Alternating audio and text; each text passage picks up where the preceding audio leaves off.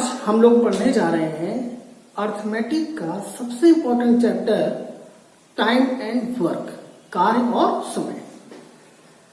Time and work किसी भी exam में अगर उसमें अर्थमेटिक आ रही है और 25 क्वेश्चन ही क्यों ना आ रहे हो अर्थमेटिक के, अगर 25 क्वेश्चन भी अर्थमेटिक के आ रहे हैं तो भी उसमें कम से कम 3-4 सवाल आपके पास टाइम एंड वर्क के बने रहते हैं। अगर आप बैंक एग्जाम दें, एसएससी का कोई भी एग्जाम हो, एसएससी का कोई भी एग्जाम का मतलब कि एसएससी एमटीएस का एग्जाम हो, सीएचएसएल का एग्जाम हो, डेटा एंट्री ऑपरेटर का एग्जाम हो, एसएससी सीपीओ एसआई का एग्जाम हो, 10+2 का एग्जाम हो, एसएससी सीजल का एग्जाम हो, कोई भी एग्जाम हो, सीजल प्री हो या मेंस हो, स्टेट लेवल कोई भी एग्जाम हो, यूपी पुलिस का एग्जाम हो, यूपीएसआई हो, यूपी टीटी का एग्जाम हो, सीटेट का एग्जाम हो, किसी भी तरीके का एग्जाम है, अगर उसमें अर्थमेटिक आ रही है तो उस अर्थमेटिक के आने पर टाइम एंड वर्क का क्वेश्चन हमेशा एग्जाम में बना रहता है। तो ये टॉपिक हमारे लिए बहुत इंपॉर्टेंट है क्योंकि इससे हमेशा सवाल पूछा जाता है। तो टाइम एंड वर्क अकेला टाइम एंड वर्क नहीं है, उसके और भी पार्ट हैं। बुक्स में आपने देखा होगा time and work, pipe and system, pipe और टंकी, और कंपाउंड रेशियो या इसको चेन रूल भी कहा जाता है, मिश्र समानुपात। तो ये 3 चैप्टर मिलकर टाइम एंड वर्क बनाते हैं। तो टाइम एंड वर्क के चैप्टर में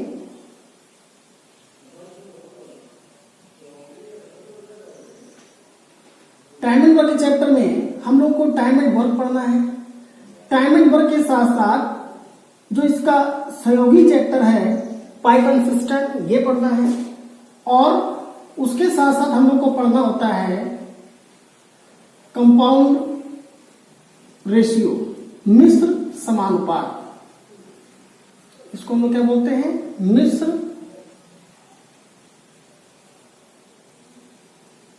समानुपात, ठीक है, चैन रूल भी कहा जाता है। तो टाइम एंड वर्क के सवाल को सॉल्व करने के लिए हमको टाइम एंड वर्क के चैप्टर की कॉन्सेप्ट, मिश्र समानुपात के चैप्टर की कॉन्सेप्ट, पाइप और टंकी के चैप्टर की कॉन्सेप्ट, और इन तीनों चैप्टर्स की प्रॉब्लम्स को अच्छी तरह से सॉल्व करना होता है। तो आज हम लोग टाइम एंड वर्क में बाद में कदम रखेंगे, पहले उसका जो सहयोगी चैप्टर है मिश्र समानुपात, इसको हम लोग पढ़ेंगे, क्योंकि टाइम एंड वर्क के बहुत सवाल ऐसे होते हैं जहां पर हमको सवाल को सॉल्व करने के लिए मिश्र समानुपात की चैप्टर की कॉन्सेप्ट का इस्तेमाल करना होता है। ठीक है, तो हम लोग टाइम एंड वर्क का चैप्टर चालू कर दें, उसके बाद बीच में जाकर मिश्र समानुपात का सवाल आ जाए तो वहां पर कॉन्सेप्ट अच्छी तरह से नहीं समझ पाएंगे, इसलिए हमें मिश्र समानुपात की कॉन्सेप्ट को पहले ही अच्छी तरह से समझ लेना है। ठीक है, तो आज हम लोग चालू करते हैं मिश्र समानुपात के चैप्टर की कॉन्सेप्ट। ठीक है, चलिए। तो मिश्र समानुपात का जो चैप्टर है, ये चैप्टर सिर्फ एक ही कॉन्सेप्ट पे काम करता है, और ये चैप्टर पूरी ही अर्थमेटिक का सबसे आसान चैप्टर है। क्यों? क्योंकि इसमें सिर्फ एक ही कॉन्सेप्ट है, और वो कॉन्सेप्ट क्या है? mdh/w। ठीक है, तो ये कॉन्सेप्ट क्या है? mdh/w। तो mdh/w ये कॉन्सेप्ट है मिश्र समानुपात के चैप्टर की, जहां पर mdh और w का क्या मतलब है ये आपको पता होना चाहिए। तो mdh का मतलब क्या हुआ? m का मतलब क्या है? m किसको रिप्रेजेंट कर रहा है यहाँ पर? तो m यहाँ पर रिप्रेजेंट कर रहा है मैन पावर को। किसको शो कर रहा है? Man power, m for man power. Man power का मतलब क्या हुआ? कार्य करने वाले मजदूरों की संख्या, जो लोग कार्य कर रहे हैं। तो कार्य करने वाले मजदूर यहाँ पर मजदूरों के रूप में कौन कौन हो सकता है? तो हो ये सकता है कि सवाल में केवल आदमी काम कर रहे हो, केवल पुरुष मजदूर ही काम कर रहे हो। तो एम का मतलब क्या हो जाएगा? मैन पावर, मजदूरों की संख्या, और मजदूर है क्या? कौन यहाँ पर?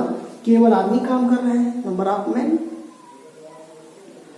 हो सकता है कि सवाल में केवल औरतें काम कर रही हो, तो फिर इसी एम का मतलब क्या हो जाएगा? नंबर ऑफ वुमेन्स, मैन, और यहां पर वुमेन। आदमी काम कर रहे हैं, तो एम का मतलब क्या है? आदमियों की संख्या, और आदमियों की संख्या यहां पर है, इसको किस में रिप्रेजेंट करेंगे हम लोग? एम से। इसी एम का मतलब क्या हो जाएगा? वुमेन्स, अगर औरतें काम कर रही हैं। अगर सवाल में केवल बच्चे काम कर रहे हैं, अगर सवाल में केवल बच्चे काम कर रहे हैं तो बच्चों की संख्या को भी किससे प्रदर्शित करेंगे हम लोग? m से। तो m का मतलब क्या है? मैन पावर, कार्य करने वाले मजदूरों की संख्या। अगर सवाल में आदमी, औरतें और बच्चे नहीं कार्य कर रहे हैं तो कौन काम करेगा? तो कौन काम करेगा? तो फिर मशीनें काम करेंगी, जानवर काम करेंगे, है ना। तो यहां पर इस m का मतलब ये भी हो जाएगा कि m का मतलब क्या हो जाएगा? Machinery power.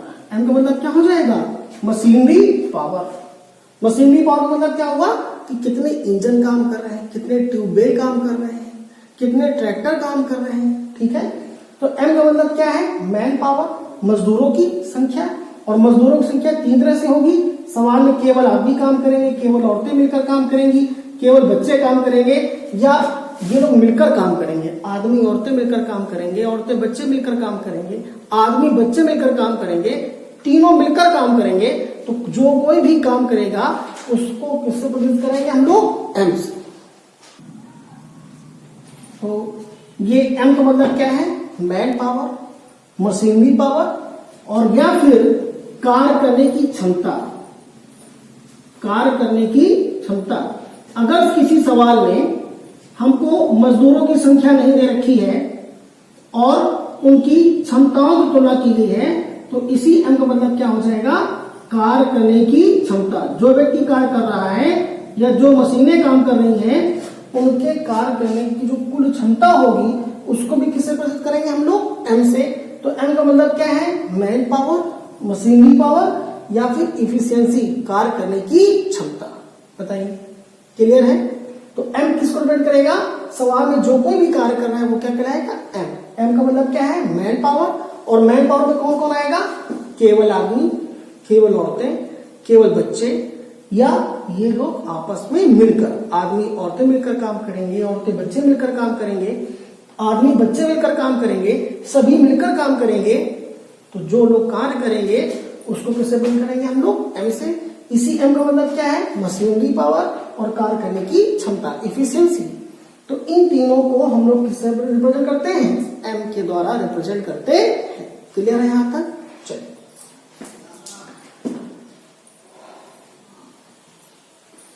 हम लोग आते हैं d पर। ये d क्या है? d क्या है? d का मतलब नंबर ऑफ डेज नहीं है। d का मतलब क्या है? Number of working days. d का मतलब क्या है? Number of working days. ठीक है। तो d का मतलब क्या है? Number of working days. It means कि जितने दिनों तक कार्य हुआ है। ये नहीं कि जितने दिनों में कार्य को पूरा करने का ठेका लिया गया है। देखिए, जो ठेका लिया जाता है वो तो अंदाजे से लिया जाता है, और एक्चुअल टाइम उस ठेके लिए गए दिन से ज्यादा भी हो सकते हैं, कम भी हो सकते हैं, और हो सकता है कि उसके बराबर भी हो जाए। तो डी क्या होता है? जितने दिनों तक कार्य किया गया होता है उसको किससे प्रकट करते हैं हम लोग? डी से। तो डी क्या है? Number of working days. ध्यान रखेंगे, डी का मतलब क्या है? Number of working. इंपॉर्टेंट बात है ये। डी का मतलब क्या है? नंबर ऑफ वर्किंग डेज, कार्य किए गए दिनों की संख्या, जितने दिनों तक कार्य हुआ है। यहां तक बात समझ में आ रही है? एम और डी का मतलब समझ में आ गया है। चलिए अब हम लोग आते हैं एच, कि इस सवाल में एच क्या है। ठीक है। तो एच का मतलब क्या होता है? आवर्स, है ना, घंटे। तो एच का मतलब क्या है? आवर्स, लेकिन कौन से घंटे? Number of working hours, number of working hours per day, number of working hours per day. प्रतिदिन कितने घंटे कार्य किया गया है। तो एच किसको रिप्रेजेंट करेगा? एच का मतलब आवर्स है, बिल्कुल सी बात है। एच का मतलब घंटे है, लेकिन कौन से घंटे? प्रतिदिन जितने घंटे कार्य किया गया है। प्रतिदिन कितने घंटे कार्य किया गया है। ये नहीं कि आराम किया गया है। आराम करने से कार्य नहीं होगा, कार्य करने से कार्य होगा। तो एच का मतलब क्या है? Number of working hours per day, प्रतिदिन कितने घंटे कार्य हुआ है। बल्कि ये बिल्कुल भी नहीं समझेंगे कि कितने घंटे आराम किया गया है। अगर कोई व्यक्ति एक दिन में 15 घंटे आराम करता है तो h का मतलब 15 नहीं हो जाएगा। क्यों? क्योंकि 15 घंटे वो आराम करता है और आराम करने से काम नहीं होगा, काम करने से काम होगा। तो अगर एक दिन में 15 घंटे आराम करता है और एक दिन में 24 घंटे होते हैं, तो 24 घंटे में से 15 घंटे आराम करता है, तो कितने घंटे शेष बचे? 9, 15, 9, 24। इसका मतलब कि 9 घंटे पर डे काम करता है। तो जो h का मान लिखेंगे वो h का मान 15 नहीं होगा, h का मान कितना होगा? 9। क्लियर है? तो h का मतलब क्या है? Working hours per day working hours per day, प्रतिदिन कितने घंटे कार्य हुआ है। क्लियर है? तो m, d और h का मतलब समझ में आ गया। अब समझिए कि w का मतलब क्या है। w क्या है? तो w की बहुत बड़ी कहानी है। w क्या है ये देखिए। w का मतलब क्या है? वर्क, कितना कार्य हुआ है। ठीक है? w का मतलब क्या है? वर्क, जितना कार्य किया गया होता है उसको हम लोग क्या बोलते हैं? अब हम लोग आते हैं कंपाउंड रेशियो की जो कॉन्सेप्ट है उसमें किस सिंबल का क्या यूज है ये हमने आपको बता दिया, कौन किसको रिप्रेजेंट करता है। अब आते हैं हम लोग पूरी कॉन्सेप्ट पर। तो पूरी कॉन्सेप्ट क्या है? mdh/w। ये हमने अभी कॉन्सेप्ट आपको बताई थी। तो mdh/w में ये m क्या होता है? मैन पावर, मजदूरों की संख्या। d क्या होता है? Number of working days. h क्या होता है? Working hours per day. और w क्या होता है? वर्क, जो कार्य हुआ है। कॉन्सेप्ट इस्तेमाल करते हैं हम लोग m1 d1 h1/w1 बराबर m2 d2 h2/w2। m1 d1 h1/w1 बराबर m2 d2 h2/w2। ठीक है? तो ये 1 और 2 का मतलब क्या है? तो 1 और 2 का मतलब क्या है? तो 1 यहां पर रिप्रेजेंट कर रहा है सवाल की पहली कंडीशन को और 2 रिप्रेजेंट कर रहा है सवाल की दूसरी कंडीशन को। तो जो सवाल की पहली कंडीशन है वो है 1 और सवाल की जो दूसरी कंडीशन है वो क्या है? 2। तो m1 का मतलब क्या हो जाएगा? 1 का मतलब सवाल की पहली कंडीशन और m का मतलब क्या है? मैन पावर, मजदूरों की संख्या। तो m1 का मतलब क्या हो जाएगा? सवाल की पहली कंडीशन में मजदूरों की संख्या। m2 का मतलब क्या हो जाएगा? सवाल की दूसरी कंडीशन में मजदूरों की संख्या। d1 का मतलब क्या हो गया? Number of working days. d का मतलब क्या है? Number of working days. और 1 का मतलब क्या है? In first condition. तो d1 का मतलब क्या हो जाएगा? Number of working days in first condition, सवाल की पहली कंडीशन में मजदूरों की संख्या। d2 मतलब क्या हो जाएगा? तो ये d2 मतलब क्या हो गया? Number of working days in second condition. d1 क्या है? Number of working days in first condition और d2 क्या है? Number of working days in second condition, सवाल की दूसरी कंडीशन में कार्य करने वाले मजदूरों की संख्या। क्लियर है? h का मतलब क्या है? h का मतलब क्या है? Number of working hours per day. और 1 का मतलब क्या है? In first condition. तो h1 का मतलब क्या हो जाएगा? Number of working hours per day in first condition, सवाल की पहली कंडीशन में प्रतिदिन कार्य किए जाने वाले घंटों की संख्या। h2 मतलब क्या हो जाएगा? Working hours per day in second condition, सवाल की दूसरी कंडीशन में प्रतिदिन जितने घंटे कार्य किया जा रहा है वो क्या होगा? h2। ठीक है? w1 का मतलब क्या हो गया? वर्क। w मतलब क्या है? वर्क इन फर्स्ट कंडीशन और w2 का मतलब क्या है? Work in second condition. ठीक है? अब इस कंडीशन का हम लोग इस्तेमाल करते हुए सवालों को सॉल्व करेंगे। ठीक? तो सवाल कैसे आएगा हम लोग ये समझते हैं। अब ध्यान रखिएगा कि ये जरूरी नहीं कि पूरी ही कॉन्सेप्ट सवाल में इस्तेमाल हो सकता है कि सवाल ऐसा हमारे पास है जहां पर m और d दे रखा है, h और w न दे रखा हो, तो हम लोग कॉन्सेप्ट का इस्तेमाल करेंगे m1 d1 बराबर m2 d2, जो है उसको रखेंगे, जो नहीं उसको गायब कर देंगे। ठीक है? तो अब सवाल कैसे आएगा ये हम लोग देखते हैं। सवाल आते हैं, कॉन्सेप्ट समझ में आ गई है? m1 d1 h1/w1 बराबर m2 d2 h2/w2। ठीक है? चलिए सवाल पर आते हैं। तो हम लोग आते हैं सवाल पर। तो सवाल ये है कि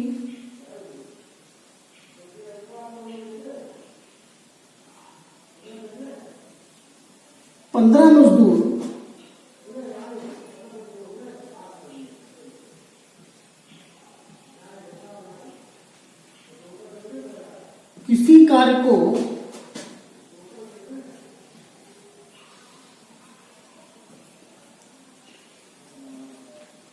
बीस दिनों में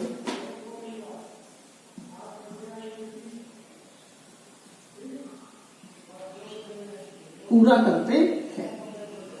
ठीक है, तो सवाल की पहली कंडीशन हमारे पास दे रखी है कि 15 मजदूर हैं और 15 मजदूर किसी कार्य को, वो कार्य क्या है ये हम लोग को नहीं पता है, लेकिन जो भी कार्य है उस कार्य को 15 मजदूर 20 दिनों में पूरा करते हैं। ये हमारे पास हेल्प दे रखी है। और रिक्वायरमेंट क्या है, तो रिक्वायरमेंट क्या है, पता करना है, बताइए कि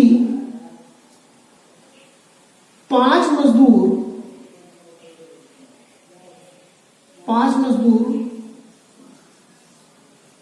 उसी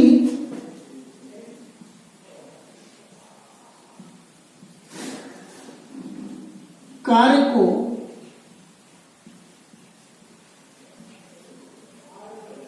कितने समय में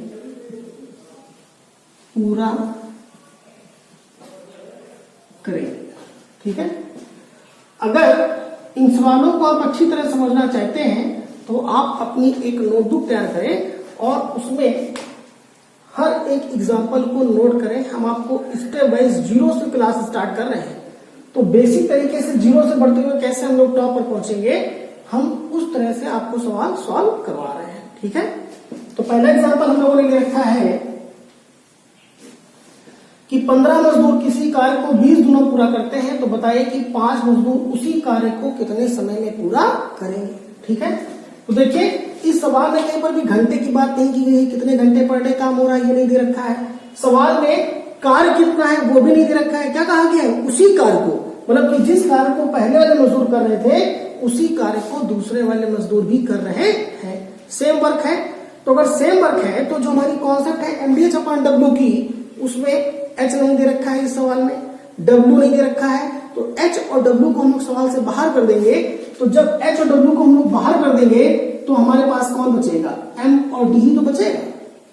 तो सवाल की पहली कंडीशन के लिए M1 D1 और सवाल की दूसरी कंडीशन के लिए M2 D2, M1 D1 बराबर M2 D2।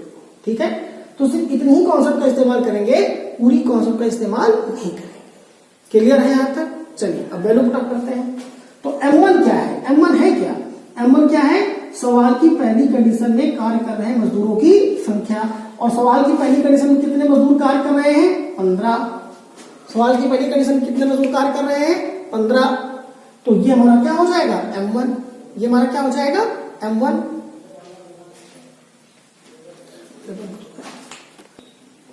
तो M1 क्या हो गया, सवाल की पहली कंडीशन में कार्य कर रहे हैं मजदूरों की संख्या, और सवाल की पहली कंडीशन में कितने मजदूर काम कर रहे हैं, 15। तो ये जो 15 दे रखा है ये हमारे लिए M1 का काम करेगा। तो ये क्या हो जाएगा हमारा M1। बताइए M1 कैसे पहचाने का समझ में आ गया। ये हमारे पास सवाल की पहली कंडीशन है और पहली कंडीशन कितने मजदूर काम कर रहे हैं, 15 मजदूर काम कर रहे हैं। तो M1 का मान कितना हो जाएगा, 15।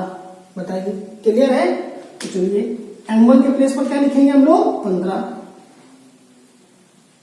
D1, तो D क्या होता है, नंबर ऑफ वर्किंग डेज, जितने दिनों में कार्य हुआ हो, जितने दिनों तक कार्य हुआ हो। और 1 का मतलब क्या है, सवाल की पहली कंडीशन। तो पहली कंडीशन में कितने दिनों में कार्य पूरा हुआ है, ये देखिए। तो 15 मजदूर किसी कार्य को 20 दिनों में पूरा करते हैं, 20 दिनों में। तो यही तो हमारे पास समय दे रखा है, 20 दिनों में पूरा करते हैं। तो इसका मतलब कि 20 दिनों तक कार्य हुआ है तभी तो कार्य पूरा हुआ है। तो ये जो 20 दिन दे रखा है ये हमारे लिए कार्य करेगा D1 का। बताइए ये हमारे लिए किसका काम करेगा, D1। तो M1 और D1 पहचानना समझ में आया आपको। M1 क्या है, सवाल की पहली कंडीशन में कार्य करने वाले मजदूरों की संख्या, वो कितना है, M1। सवाल में पहली कंडीशन में दिन कितने दिनों तक कार्य हुआ है, वो क्या है, 20। तो D1 का मतलब क्या हो गया, 20। तो वैल्यू पुट अप कर देते हैं M1 और D1 की, 15 गुणे 20। बताइए यहां तक सवाल क्लियर है। M2 बनाते हैं। तो 2 का मतलब क्या हो गया, सवाल की दूसरी कंडीशन। तो सवाल की दूसरी कंडीशन पढ़ते हैं, क्या लिखा हुआ है। तो क्या लिखा हुआ है, बताइए कि 5 मजदूर, कितने मजदूर कार्य कर रहे हैं हमारे पास, 5 मजदूर कार्य कर रहे हैं। तो अब हमें सिर्फ 5 मजदूरों से ही तो कार्य करवाना है, तो जितने मजदूर कार्य कर रहे होते हैं वही तो हमारा एम होता है। तो ये चालू हो चुकी है सवाल की दूसरी कंडीशन, और सवाल की दूसरी कंडीशन में कितने मजदूर काम कर रहे हैं, 5 मजदूर काम कर रहे हैं, तो ये हो जाएगा हमारा M2। बताइए M2 कैसे पहचाने के सामने आ गया, तो M2 कैसे पता करेंगे, सवाल की दूसरी कंडीशन में कितने मजदूर काम कर रहे हैं, 5, तो ये हमारा क्या हो जाएगा, M2 हो जाएगा। क्लियर है। और ये 5 मजदूर उसी कार्य को कितने दिनों में पूरा करेंगे, तो कितने दिनों में पूरा करेंगे यही समय हम लोग को पता करना है, कितने समय में पूरा करेंगे यही हम लोग को पता करना है। तो ये हमारा क्या हो जाएगा, D2, और यही D2 हम लोग को निकालना है, यही D2 हम लोग को निकालना है। बताइए बात समझ में है कि नहीं है। तो वैल्यू पुट करते हैं, M2 का मान कितना दे रखा है, 5 मजदूर, और कितने दिनों पूरा करेंगे, D2, और इसी D2 का मान हम लोग को निकालना है। ठीक, तो सिर्फ इसको हम लोग सॉल्व करेंगे। तो यहां पर ये 5 गुणे का है, और गुणे का 5 यहां पर आएगा तो भाग में हो जाएगा, और जब 5 से हम लोग ऊपर काटेंगे तो 5 × 15, आप चाहे तो 5 × 15 15 काट दें 3 बार, या 5 होके 20 20 को काट दें 4 बार, ऐसा तो सेम रहेगा। तो 5 × 15 और गुणा करेंगे तो क्या आएगा, 20 × 60, 20 × 60, तो D2 का मान कितना हो जाएगा, 60। तो कार्य को पूरा होने में कितना समय लगेगा, 60 दिन। बताइए क्लियर है सवाल, समझ पा रहे हैं अच्छी तरह से। M1 D1 बराबर M2 D2, वैल्यू टाइप कर दी, कैलकुलेशन कर लिया, आंसर आ गया। क्लियर है। अब हम लोग इसी तरह का दूसरा एग्जांपल लेते हैं। पहला एग्जांपल ठीक है, अब दूसरा एग्जांपल कराते हैं। चलिए अब हम लोग आते हैं सेकेंड एग्जांपल पर। ठीक है, हर एक एग्जांपल बहुत इंपॉर्टेंट है, क्योंकि हम लोग स्टेप बाय 0 1 2 3 4 इस तरह से स्टेप बाय आगे बढ़ रहे हैं। चलिए आते हैं हम लोग सेकेंड एग्जांपल पर। ठीक है, तो सेकेंड एग्जांपल क्या है कि सवाल आपके पास कुछ इस तरह दे रखा है,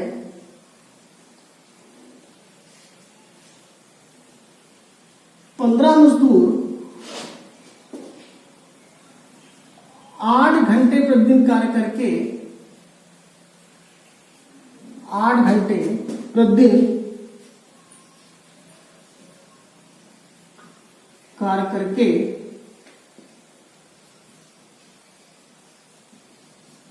किसी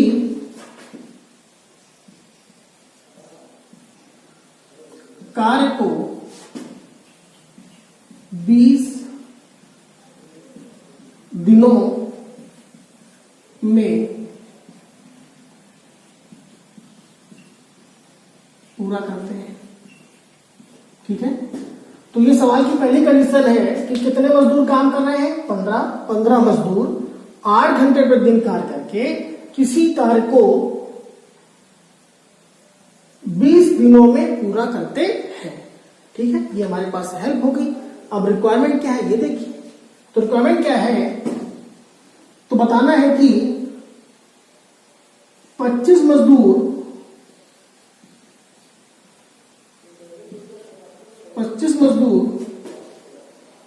10 घंटे प्रतिदिन कार्य करके 10 घंटे प्रतिदिन कार्य करके, अब आप इसको माइंड नहीं करेंगे कि यहां per day working hours per day लिखा हुआ है और यहां पर 10 घंटे प्रतिदिन लिखा हुआ है। ठीक है, चाहे तो आप दोनों को हिंदी में लिखें और चाहे तो आप दोनों को इंग्लिश में लिखें। ठीक, लैंग्वेज से मतलब नहीं, सवाल के कंटेंट से मतलब है। तो 25 मजदूर 10 घंटे प्रतिदिन कार्य करके प्रतिदिन कार्य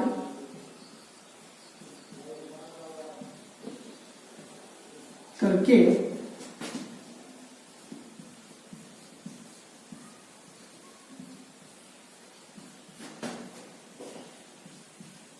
उसी कार्य को कितने दिनों में पूरा करेंगे। ठीक है, तो हमारे पास ये सवाल दे रखा है, 15 मजदूर 8 घंटे प्रतिदिन कार्य करके किसी कार्य को 20 दिनों पूरा करते हैं।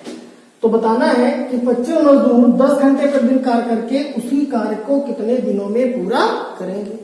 तो अभी सवाल को हम लोग कैसे करेंगे, तो सवाल को करने के लिए कॉन्सेप्ट तो वही इस्तेमाल करेंगे, mdh अपॉन डब्ल्यू। लेकिन mdh अपॉन डब्ल्यू की कॉन्सेप्ट में 4 पार्ट है हमारे पास, m, d, h और w। तो देखो कि 4 में से कौन कौन हमको दे रखा है।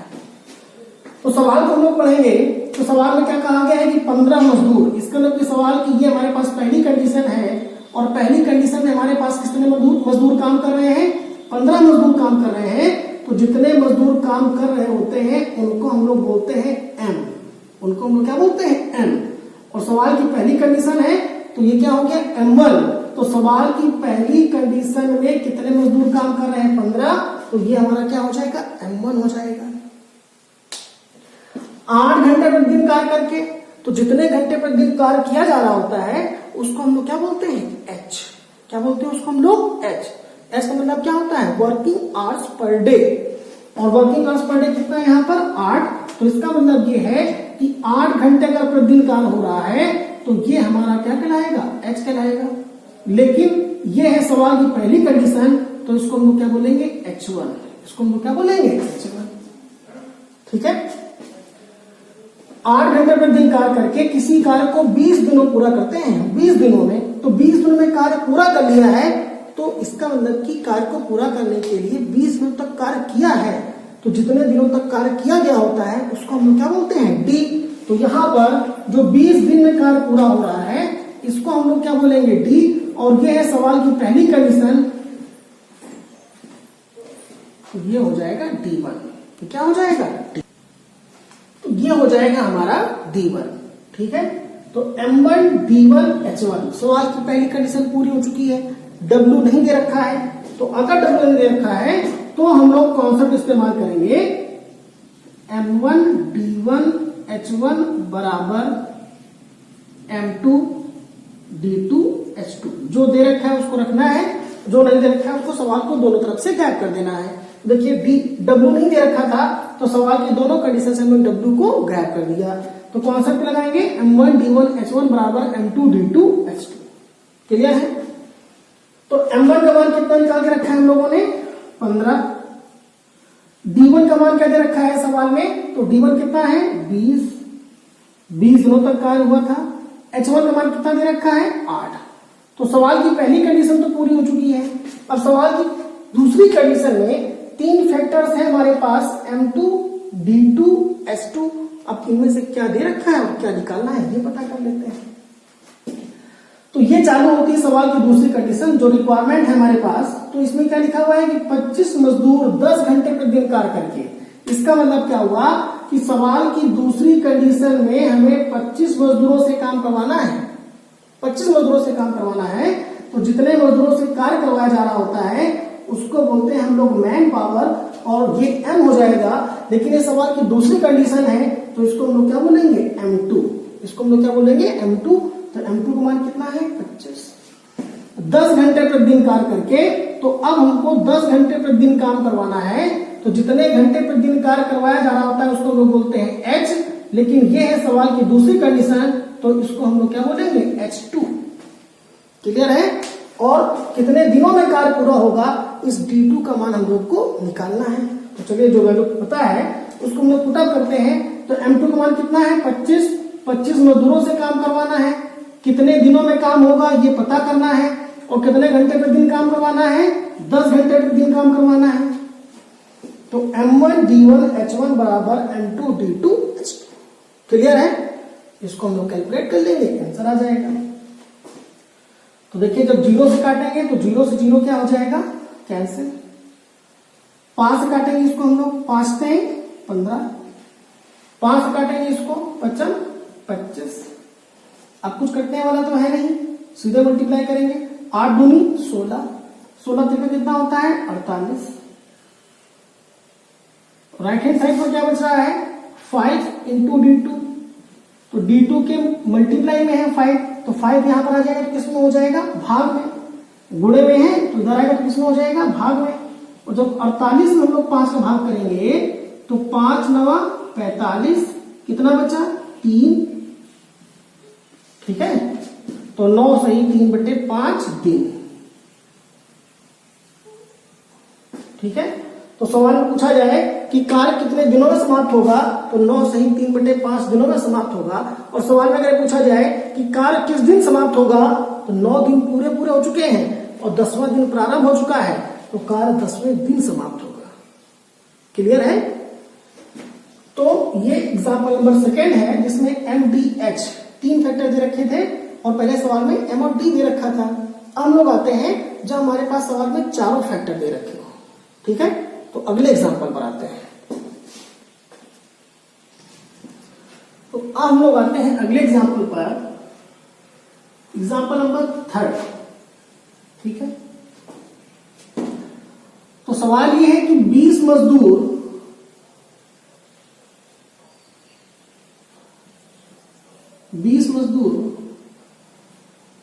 10 घंटे प्रतिदिन कार्य करके 10 घंटे प्रतिदिन कार्य करके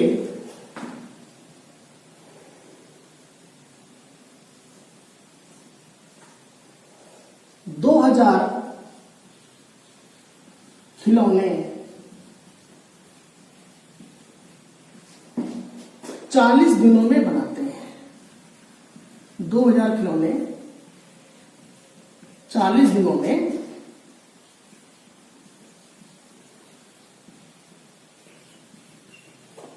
बनाते हैं। ठीक है, ये हमारे सवाल की पहली कंडीशन है कि 20 मजदूर कार्य कर रहे हैं, 10 घंटे प्रतिदिन कार्य कर रहे हैं और 40 दिनों में कितने खिलौने बनाए हैं? 2000 खिलौने। तो बताना है कि 50 मजदूर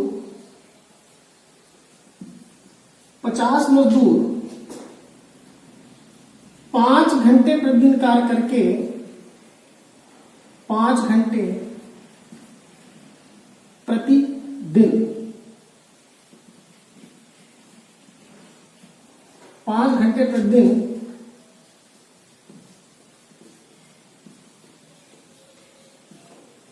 कार्य करके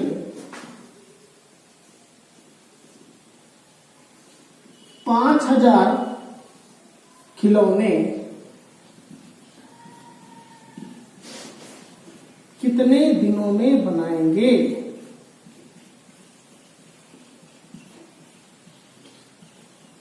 कितने दिनों में बनाएंगे? ठीक है, तो अब हमारे पास सवाल है कि 20 मजदूर 10 घंटे प्रतिदिन कार्य करके 2000 खिलौने 40 दिनों बनाते हैं। बताइए कि 50 मजदूर 5 घंटे प्रतिदिन कार्य करके 5000 खिलौने कितने दिनों में बनाएंगे? तो अब सबसे पहले तो हम लोग पता करेंगे कि सवाल में हमारे पास क्या क्या दे रखा है। तो 20 मजदूर क्या दे रखा है? 20 मजदूर काम कर रहे हैं और ये सवाल की पहली कंडीशन है, तो ये क्या हो जाएगा? M1। ये क्या हो जाएगा? M1, कार्य करने वाले मजदूरों की संख्या M1।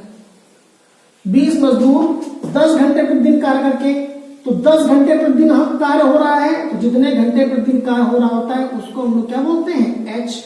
और पहली कंडीशन है तो H1।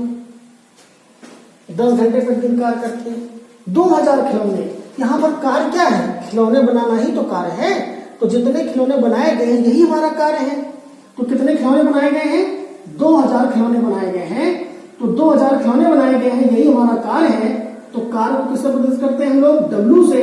और ये सवाल की पहली कंडीशन, तो ये मजदूर 10 घंटे प्रतिदिन कार्य करके 2000 खिलौने बनाते हैं कितने दिनों में? 40 दिनों बनाते हैं। तो 40 दिनों तक कार्य किया होगा तभी तो खिलौने बने हैं। तो जितने दिनों तक कार्य किया जाता है उसको हम लोग क्या बोलते हैं? D। तो ये क्या हो जाएगा? D1। क्लियर है? तो सवाल की पहली कंडीशन हमको चारों बातें दे रखी है। अगर चारों बातें दे रखी है तो हम लोग पूरी कॉन्सेप्ट का इस्तेमाल करेंगे। और कॉन्सेप्ट क्या है? M1 B1 H1 अपान W1 बराबर M2 D2 H2 अपान W2। ठीक है, तो M1 का मान कितना निकाला है हम लोगों ने? M1 कितना दे रखा है सवाल में? 20 मजदूर काम कर रहे हैं, तो 20 हो गया। D कितने दिनों तक कार्य हो रहा है सवाल की पहली कंडीशन में? 40 दिन होता तो D1 का मान 40। H1 कितने घंटे प्रतिदिन काम हो रहा है 10, और कितना काम हो रहा है 2000 खिलौने। तो खिलौने बनाना कार्य है, और कार्य कहां लिखते हैं हम लोग नीचे, तो नीचे लिख दिया कार्य। सवाल की दूसरी कंडीशन पर आते हैं। तो अब सवाल की दूसरी कंडीशन में कितने मजदूर काम कर रहे हैं, 50 मजदूरों से काम करवाया जा रहा है। तो ये 50 मजदूर हैं, तो ये क्या हो जाएगा M2, ये क्या हो जाएगा M2। 5 घंटे प्रतिदिन कार्य हो रहा है, और जितने घंटे कार्य होता है उसको हम लोग बोलते हैं H, और ये है सवाल की दूसरी कंडीशन, तो ये क्या हो जाएगा H2। और कितना काम हो रहा है 5000 खिलौने बनवाने हैं। कितने खिलौने बनवाने हैं 5000। तो जितना काम किया जा रहा होता है या करवाना होता है उसको हम लोग बोलते हैं वर्क, तो ये क्या हो जाएगा W2। और कितने दिनों में कार्य होगा, मतलब कि D2 का मान हम लोग को निकालना है। चलो वैल्यू पुट अप करते हैं। तो M2 का मान कितना है 50। 50 मजदूर D2 हम लोग को निकालना है। 5 घंटे प्रतिदिन कार्य कर रहे हैं, और कितना काम करवाना है 5000 खिलौने। M2, H2, W2 और D2 का मान हम लोग को निकालना है। इक्वेशन बन गई है, सिर्फ इसको सॉल्व कर लेना है। तो कैसे सॉल्व करेंगे, 1 2 3 0 यहां पर, और 1 2 3 0 यहां पर। कोई दिक्कत, आसानी से कट रहा है। 5 से 5 कैंसिल हो गया, 0 से 0 कैंसिल हो गया, 2 से 2 कैंसिल हो गया। 5 से काटेंगे 5 दूनी 10, 2 40 दूनी 80, और यहां पर क्या बचा है D2, और राइट हैंड साइड पर बचा था D2, और ये कितना बचा है 40, और बाकी सभी संख्याएं कट चुकी हैं।